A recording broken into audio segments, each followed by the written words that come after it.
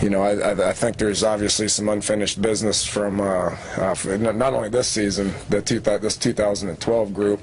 8 and 5 is a heck of a lot different than 7 and 6. Much like we ended the Kansas game playing for the seniors. Those guys have been through a lot. Respect a lot of the things that those guys have done.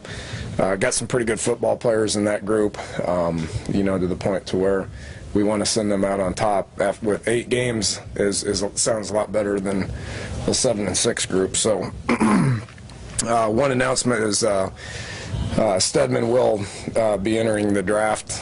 He made that announcement a couple of days ago. We talked about it, and we're going to treat him like one of the seniors. Truth of the matter is he came in with a lot of them. He came in with Gino. He came in with Tavon. Was forced to redshirt that first year, or probably wouldn't have, which means he would have been a senior at this point anyway. So I support him fully. Have had juniors in the past as receivers, come out. If you put 2 good years together as a receiver and you're an underclassman, then you got a chance to do some good things at the next level, and that's what they look for. So he'll be treated as a senior going forth into the bowl game, and we'll play his last game as a Mountaineer up in New York. So support him, and he'll do great.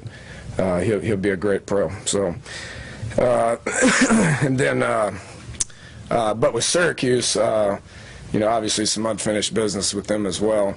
We didn't play well last year when we went up there, and I do think that was a turning point with Gino, as far as a lot of stuff that they did defensively.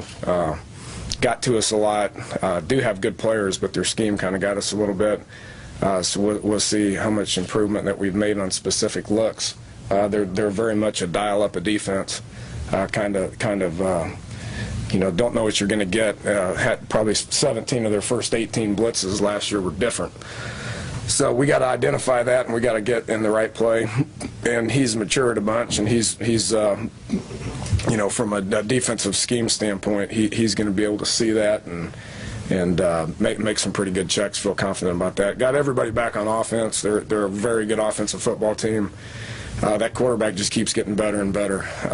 He's worked his way up to, much like Gino has, he's worked his way up to where he's going to be a top draft pick and play at the next level. So got a good running game. Got some receivers that can go. Obviously got a tight end that can catch the ball.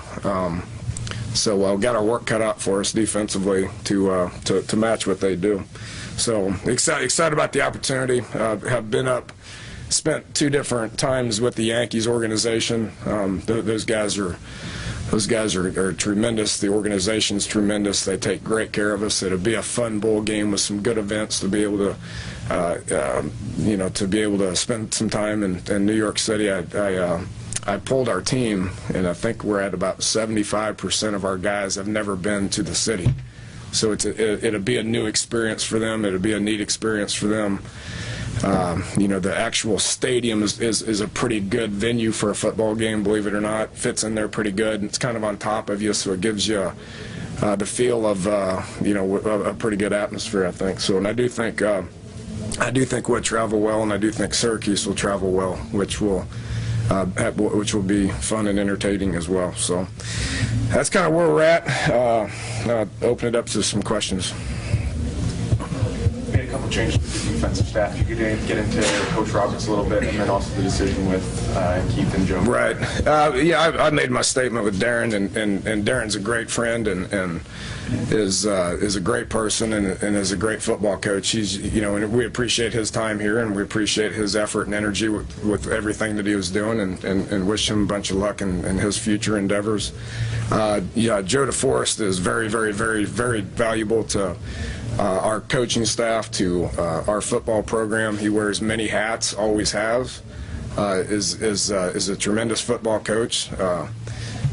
Has focused a lot on the safeties, which we have 2 pretty good safeties that have been playing pretty good ball, so excited about what he was doing with them. He brings a bunch of experience from a recruiting standpoint, from a special teams standpoint, from an associate head coach standpoint, from a next guy in charge standpoint, and that will continue. Keith Patterson has been doing a fantastic job. He's a great defensive coordinator, has been for quite some time. Instead of having two of the guys sharing that responsibility, I think it's probably important for one guy to kind of take that lead. So he'll be doing that. It's easier for that to happen from a linebacker standpoint. He's been doing a good job of coaching our backers, but when you're coaching the backers from a defensive coordinator standpoint, you're closer to the front aspect of things, and you're closer to the back aspects of things. So he'll do a great job for us. He will be calling plays, Coach Patterson. Mm-hmm. And who's coaching your quarterbacks? Andrew McGee will now. We'll hire a guy here, coming up after the bowl game. That's something Coach Patterson and I are talking about. Coach DeForest is giving his input. We'll get the right guy in here for a variety of reasons. But Andrew's a really, really good, bright young man. I mean, I was, when I was at Oklahoma State, I watched him, and he's the leader of our FCA guys, and is a tremendous kid. Has got a bright future. Has been working pretty closely with them here since he got here. So he'll take the lead on that, and then obviously Coach DeForest, because he's in the back end. We'll spend a lot of time with those guys as well. And the timing of this is kind of unusual. You don't see coaching changes made that often between the regular season and the bowl game. Can you kind of go over your thought process there? And have you gotten everything done that you wanted to do as far as coaching changes? Yeah, I feel good about it. Once the Kansas game was over, whatever was going to happen, there's no sense in wasting time with it. So, that's given Coach Patterson, about 2.5 weeks to sit in here and coach and teach.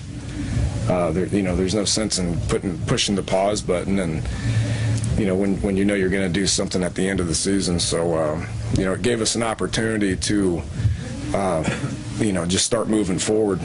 Once and it happened about 8 a.m. on Sunday after the Kansas game. So have made progress with what the future is going to be. Have made progress with what the vision of the defense is going to look like. So we'll keep moving forward with it. I feel really good about where it's going to head. Is every single problem going to be fixed in a month? Of course not. But we're going to make progress towards what we want it to look like here a year from now. Are there going to be, I don't know, noticeable changes, given the short period of time for the new defense? Not much. I mean, we're in what Keith has always been is a 3-4 multiple attacking, blitzing, doing different coverages, and we've been doing specific stuff like that all year. But there'll be some changes. There'll be some noticeable changes. I can tell you what they are. You print them, and then the people up at Syracuse are going to start working on it. So we've had good talks, and I like where it's headed.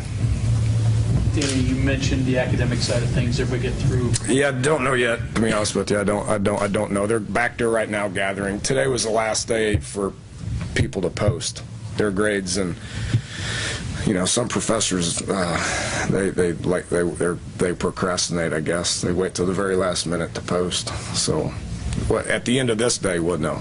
But right now, there's no news.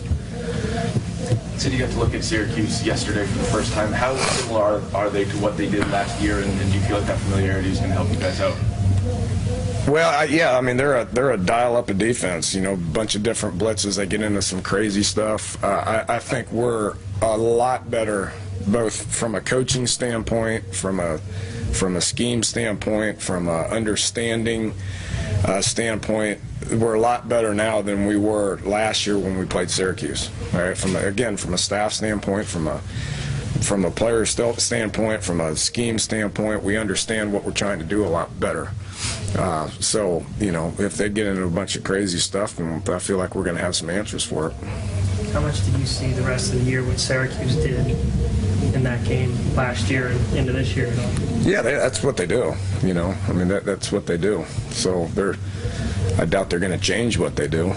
You know, they're pretty good at it. They do a good job defensively. They get a lot of tackles for loss. They blitz a lot. They sack the quarterback a good bit. Glad they don't have Chandler Jones because he was tough to block. But they still do a good job with it. They get in the backfield a lot. They led the Big East in tackles for loss and right up there in sacks and do a good job of turnovers and all that. So. Dan, would you talk a little bit about your 2-year relationship with Stedman and what he's meant to you and what made him the superior athlete that he was? Well, he allowed us to coach him.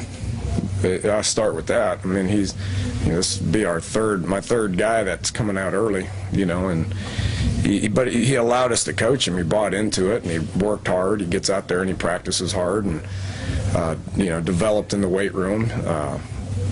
He listened and he made plays. I think his relationship with Gino, is overcame some of our newness to the program last year, so they were able to be on the same page pretty quick. He's a good football player. He's durable. He's smooth. He's got great hand-eye coordination. Be curious to see how he tests out. That's what all the NFL people are gonna want to know. We don't 40-yard dash him we don't do any of that stuff here. I mean, it's all player development and all that stuff, and a 40-yard dash isn't player development. So, it'd be curious to see how he tests out, which obviously they look at that pretty highly. Did he come and talk to you about that in terms of seeing your opinion, or was that something he kind of came to on his own? Yeah, a little both. I mean, he's from a family standpoint, he's got a child now. And again, I think the biggest thing is he's had a tremendous year. He's had 2 tremendous years in a row. So, him having, with Gino leaving and his relationship with Gino probably had something to do with it. He came and we talked about it, and, I didn't discourage him. I mean, it's on his mind. He kind of wanted to do it, so I don't think it would have been fair for me to try to talk him out of it. If the situation was different, if Gino would have redshirted his first year, maybe they would come back for their senior year. But I think it's time for him to go, and I support him and think that he will. I think he'll do well. I think he'll represent West Virginia well here for the years to come. You mentioned last year that the bowl prep time was the most important time of year. You saw the most progress during December of last year. You learn any lessons from that? Or you taking anything from last year that you guys can take into this year and maybe make the same kind of progress? Yeah, it's a little different situation because of a time crunch. Last year we had an extra week last year, because the game was late. So we had that extra week here. We have a plan up until this week where you got to prepare, and then you got to give them a break, and then you convene. And once we convene in New York, it's not going to be the same situation as it was in South Florida from a weather standpoint, from a practice facility standpoint. I mean, it was very convenient for us down in Florida, which means we had more practices. We were down there for about 8 nights and had more practices where. It's going to be tough to do that in New York from a travel standpoint, from a logistics standpoint. So we're not going to practice as much up there. So we won't get as many practices in. The format will be the same, just minus several practices, which is just the way it's got to be. And how many more will you get before you leave here? We'll go 1 a day for these 5 days. So we practiced Friday, Saturday, and that was all developmental. We met and lifted Sunday to introduce Syracuse, and then this week we will practice 5 days on Syracuse. So, got 4 more this week. Most of your fans probably haven't followed Syracuse this year, and their familiarity is probably they were kind of a modest offense, I guess, and it's much different this year. It looks like, especially with the quarterback. What do you see that's changed? And if you could describe what it was versus what it is for people. They're opening it up a little bit more. I think they trust the quarterback more. Their receiver skill is better than it was last year. so a lot of the same people with a couple more, but it just looks like they opened it up a little bit more because they trust them a little bit more, I guess. They're moving the ball pretty good. They're averaging 500 and some yards or whatever it is. Their points don't add up. I think they're averaging 29 points a game, but their yards are pretty good. But I would assume they trust him. The quarterback, he just keeps getting better. So the better he gets, the more they allow him to do. They're very multiple. They'll still get in a two-back tight end set a good bit and run it at you, but then they'll spread it out and they'll look like our offense some. They'll motion some people and put people in space and go high tempo at times. So. All right, thanks, Coach. All right, you got it. Appreciate it, guys.